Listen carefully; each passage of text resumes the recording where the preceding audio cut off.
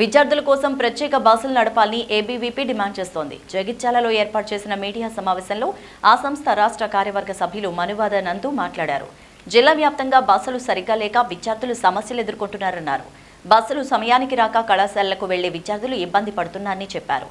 అదేవిధంగా సామర్థ్యానికి మించి బస్సుల్లో ప్రయాణం చేస్తున్నారని ఆవేదన వ్యక్తం చేశారు. దీనివల్ల ప్రమాదాలు జరిగే అవకాశం ఉందని, ప్రయాణికుల ప్రాణాలు దృష్టిలో ఉంచుకొని తగిన చర్యలు తీసుకోవాలని కోరుకుంటున్నారు.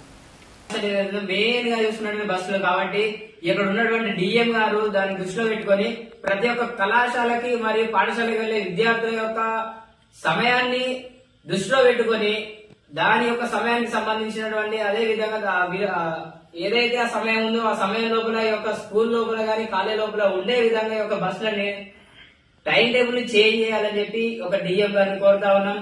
అదే విధంగా తెలంగాణ రాష్ట్రంలో చూస్తున్నట్టయితే కొత్త ప్రభుత్వం ఏర్పడిన కారణంగా మహాలక్ష్మి పథకం ఫ్రీ బస్ ఫర్ ఉమెన్ అని చెప్పి ఒక పథకాన్ని అమలు చేస్తా ఉంది ఒక ప్రభుత్వం.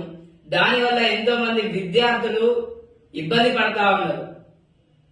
దాన్ని దృష్టిలో ఉంచుకొని డిఎం గారు తగు చర్యలు తీసుకొని అదే విధంగా బస్సుల సంఖ్య పెంచుతారా లేదా విద్యార్థులకి సపరేట్ గా కేటాయిస్తారా, అది ఏదన్నా ఒకటి చేసి విద్యార్థులకి ఇబ్బంది కాకుండా చూడాలని చెప్పి కోరుతా ఉన్నాం.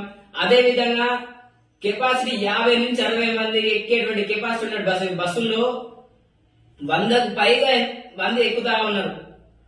అలాంటి ఎక్కడం వల్ల ప్రమాదాలకు గురయ్యే అవకాశం ఉంది. కాబట్టి ప్రజల ప్రాణాలని, ప్రయాణికుల ప్రాణాలని, విద్యార్థుల ప్రాణాలను దృష్టిలో పెట్టుకొని మీ యొక్క కర్తవ్యాన్ని వినియోగించుకోవాలని చెప్పి కోరుతా ఉన్నాం.